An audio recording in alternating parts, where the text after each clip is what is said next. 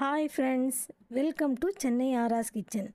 நான் இன்றைக்கி டேஸ்டியான சூப்பரான மட்டன் கேண்டி தான் செஞ்சுருக்கேன். பாருங்கள் எவ்வளோ சூப்பராக இருக்குது, இவ்வளோ அழகாக வந்திருக்கு. இந்த டேஸ்டியான மட்டன் கேண்டி செய்கிறதுக்கு என்னெல்லாம் தேவைன்னு பார்க்கலாம். பாருங்கள், மேலே எவ்வளோ கிறிஸ்பியாகவும் உள்ள ஜூஸியாகவும் நல்லா சூப்பராக இருக்குது. பாருங்கள் எப்படி இருக்குது. வாங்க இப்போ எப்படி செய்கிறதுன்னு பார்க்கலாம். பாருங்கள் ஃப்ரெண்ட்ஸ், இந்த சூப்பரான மட்டன் கேண்டி செய்கிறதுக்கு என்னெல்லாம் தேவைன்னு பார்க்கலாம். அதுக்கு நான் 10 பிரெட் எடுத்திருக்கேன். அப்புறமா கொஞ்சம் கீமா எடுத்திருக்கேன். இந்த ஆல்ரெடி நான் பகார்ச்சி ரெடி பண்ணி தான் வச்சுருந்தேன், அதை எடுத்திருக்கேன். அதுக்கப்புறம் நம்ம ப்ரீ ப்ரிப்பரேஷனில் இது பிரெட் கிராம் செஞ்சு வச்சுருந்தோம். அதை நம்ம கொஞ்சம் கோட்டிங்காக கொஞ்சம் எடுத்துக்கலாம். பாருங்கள் எவ்வளோ அழகாக சூப்பராக இருக்குது. நான் சேவ் பண்ணி வச்சுருக்கேன். இப்போ எனக்கு யூஸ்ஃபுல்லாக இருக்குது. இப்போ தேவையான அளவு எடுத்துக்கலாம்.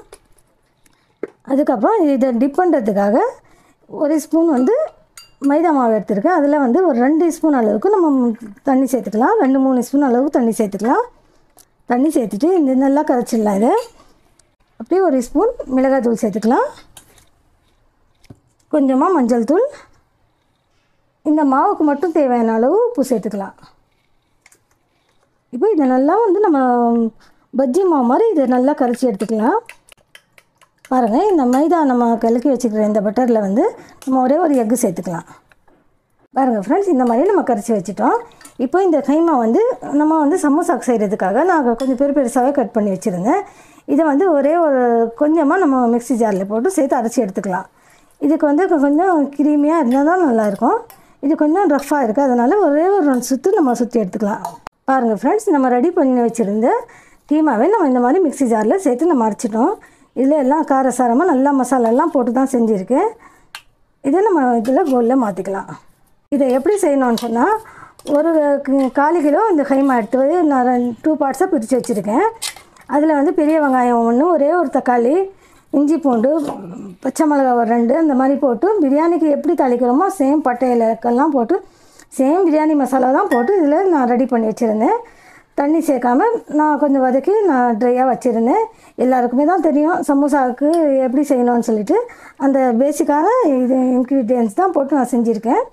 அவ்வளோதான் ஃப்ரெண்ட்ஸ். இப்போ அது நம்மளுக்கு ரெடி ஆகிடுச்சு. இப்போ இந்த ப்ரெட்டை நம்ம ரவுண்டாக இருக்கிற ஏதாச்சும் இதில் நம்ம கட் பண்ணிக்கலாம். பாருங்கள், நான் இந்த மாதிரி ஆளாக்கு இது 1/2 கிலோ ஆளாக்கு நான் அரிசி அழுக்கிறது. இதை வச்சு இந்த ரவுண்ட் எனக்கு ஓகேவாக இருக்குது, அதனால இந்த ரவுண்ட் கட் பண்ணிக்கிறேன். உங்களுக்கு எந்த ரவுண்ட் தேவையோ நீங்கள் கட் பண்ணிக்கோங்க. பாருங்கள், இப்படி வச்சு ப்ரெஸ் பண்ணாலே இது ரவுண்டாக அழகாக வந்துடும். இதை தூக்கி போட வேணாம். இதை அப்படியே நம்ம ஒரு கவரில் போட்டு வச்சிடலாம். நம்மளுக்கு எப்போ தேவையோ நம்ம அப்போ பிரெட் கிரம்ஸ் செஞ்சு வச்சிடலாம். பாருங்கள், இந்த மாதிரி ரவுண்டாக அழகாக கிடச்சிடும். இதை அப்படியே ஒரு பக்கம் வச்சுக்கலாம். அப்படியே இருக்கிற எல்லா ப்ரெட்டையும் நம்ம அதே மாதிரி நம்ம செஞ்சு வச்சிடலாம். பாருங்கள் ஃப்ரெண்ட்ஸ், நம்ம எல்லாமே ப்ரெட்டெல்லாம் இப்படி ரவுண்டாக நம்ம கட் பண்ணியாச்சு. இப்போ நம்ம எப்படி செய்கிறதுன்னு பார்க்கலாம். அப்புறமா இந்த ஸ்டிக் வாங்கி வச்சுக்க சொன்னவங்களுக்கு எல்லாேருக்கும் ஞாபகம் இருக்கும்னு நினைக்கிறேன். இப்போ இந்த ஸ்டிக் எடுத்துக்கலாம். இப்போ ஒரு 5-6 தான் வரும். எங்களுக்கு 5 பேருக்கு ஆளுக்கு 1 இருந்தால் போதும். அதனால் 6 ஸ்டிக் மட்டும் எடுத்துக்கிறேன். பாருங்கள், இந்த ஸ்டிக் இருக்குது. இப்போ நம்ம அரைச்சி வச்சுருக்கிற இந்த மசாலாவை நல்லா நம்ம ஃபுல்லாகவே தடவிக்கலாம். இதில் கஞ்சத்தனம் பண்ண வேணாம், இல்லைன்னா வெறும் ப்ரெட்டு சாப்பிட்ட மாதிரி தான் இருக்கும். நல்லா இதை அழகாக இந்த மாதிரி வச்சுக்கோங்க. பாருங்கள், இந்த மாதிரி வச்சுட்டு இதில் நம்ம இந்த ஸ்டிக்கை நம்ம ஓட்டு வச்சிடலாம். திருப்பமாக மேலே ஒரு ப்ரெட்டை நம்ம இப்படி பண்ணிக்கலாம். பண்ணிவிட்டு இதை அப்படியே நம்ம கொஞ்சம் நேரம் இப்படி அழுத்தி விட்டுட்டு கொஞ்சம் எல்லாமே இந்த மாதிரி செஞ்சுக்கலாம். எல்லாமே செஞ்சுட்டு ஒரு பிளேட்டில் வச்சிடலாம். பாருங்கள் ஃப்ரெண்ட்ஸ், இப்போ நம்ம எல்லாமே முடிச்சாச்சு. நம்ம 5 பேர் இருக்கோம், 5 மட்டும் எடுத்துக்கிட்டோம். இது 2-3 சாப்பிட முடியாது, 1 மட்டும் சாப்பிட்டாலே போதும். ஏன்னா இதில் 2 பீஸ் ப்ரெட்டும் வச்சுருக்கோம். நம்ம மற்ற நிறைய ஐட்டம்ஸ் எல்லாம் இருக்கிறதுனால இது 1 தான் சாப்பிட முடியும். இந்த மாதிரி வச்சுட்டு நம்ம அப்படி ப்ரெஸ் பண்ணிக்கலாம். இப்போ நம்ம எப்படி கோட்டிங் பண்ணுறதுன்னு பார்க்கலாம். பாருங்கள் ஃப்ரெண்ட்ஸ், இப்போ நம்ம எக்கு சேர்த்து நம்ம நல்லா மிக்ஸ் பண்ணியாச்சு. இப்போ இந்த இந்த இந்த இதில் கொஞ்சம் கொஞ்சமாக டிப் பண்ணி வச்சுக்கலாம். பாருங்கள், இந்த மாதிரி டிப் பண்ணிக்கலாம்.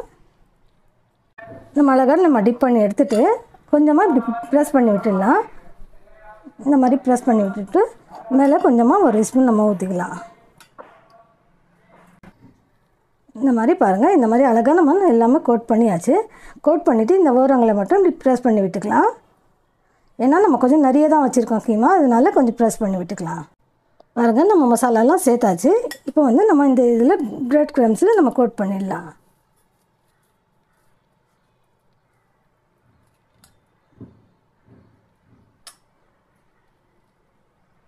அவ்வளோதான் ஃப்ரெண்ட்ஸ், இது ரெடி ஆகிடுச்சு. இப்போ ஒரு 10 மினிட் வந்து நம்ம ஃப்ரீசரில் வச்சிடலாம். ஃப்ரீசரில் வச்சுட்டு நம்ம இது பொரிச்சு எடுத்துடலாம். பாருங்கள், பிரெட் க்ரம்ஸ் வந்து இப்படி நல்லா நம்ம கொஞ்சம் பண்ணிவிட்டு நம்ம கொஞ்சம் தடவி விட்டுடலாம். இந்த ஓரங்கள்லாம் நம்ம சுற்றி நம்ம சேர்த்துக்கலாம். இப்போ எல்லாமே பண்ணியாச்சு. நம்ம 5 பேர் தான் இருக்கோம், அதனால 5 பீஸ் தான் பண்ணியிருக்கேன். பாருங்கள், இது அப்படியே ஒரு 10 மினிட் நான் ஃப்ரீசரில் விட்டுட்டு அதுக்கப்புறம் நான் பொரிச்சு எடுத்துருவேன். பாருங்கள் ஃப்ரெண்ட்ஸ், நான் ஃப்ரிட்ஜில் வச்சு ஒரு 10 மினிட் வச்சுட்டு நான் வெளியே எடுத்துட்டேன். இப்போ நம்ம கடாயில் நேற்று நம்ம சமோசா செஞ்ச அதே ஆயில் தான், இந்த ஆயிலே போட்டு நம்ம எடுத்துக்கலாம். பாருங்கள், மாஷாஅல்லாஹ் எவ்வளோ அழகாக இருக்குது. இந்த மாதிரி ஒன்று ஒன்றா போட்டு நம்ம எடுத்துக்கலாம். நிறைய பக்கமாக போட்டுற வேணாம், ஒரு 2 மட்டும் போட்டு நம்ம பண்ணி எடுத்துக்கலாம். எந்த ஒரு பொருளுமே நம்ம வந்து கடாயில் பொரிக்கிறோன்னு சொன்னால் போட்ட உடனே நம்ம திருப்பக்கூடாது. கொஞ்சம் நேரம் அதுக்கு வேகிறதுக்கு நம்ம இடம் விடணும், அதுக்கப்புறம் தான் திருப்பணும். இப்படி கொஞ்சம் மேலே கொஞ்சமாக அழுத்தி விட்டுடலாம். அப்புறம் லேசாக இந்த மாதிரி திருப்பி விட்டுடலாம்.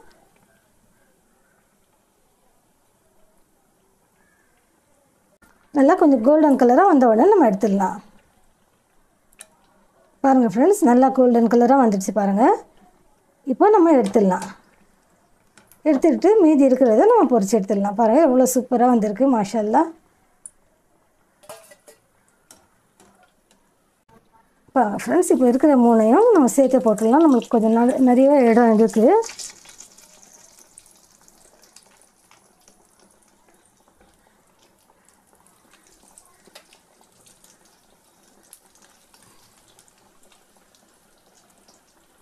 பாருங்கள் ஃப்ரெண்ட்ஸ், இதுவும் நம்மளுக்கு நல்லா கோல்டன் கலராக ஆகிடுச்சு. நம்ம எடுத்துடலாம். இப்போ ஸ்டவ் ஆஃப் பண்ணிடலாம். பாருங்கள் ஃப்ரெண்ட்ஸ், என்னோடய மட்டன் கேண்டி சூப்பராக ரெடி ஆகிடுச்சு. பாருங்கள், எவ்வளோ அழகாக இருக்குது. மேலே எவ்வளோ கிறிஸ்பியாக இருக்குது. சேம் டைம் அவ்வளோ ஜூஸியாகவும் இருக்கும். நான் உங்களுக்கு ஒன்றும் ஓப்பன் பண்ணி காட்டுறேன். பாருங்கள், மாஷாஅல்லாஹ் எவ்வளோ சூப்பராக இருக்குது.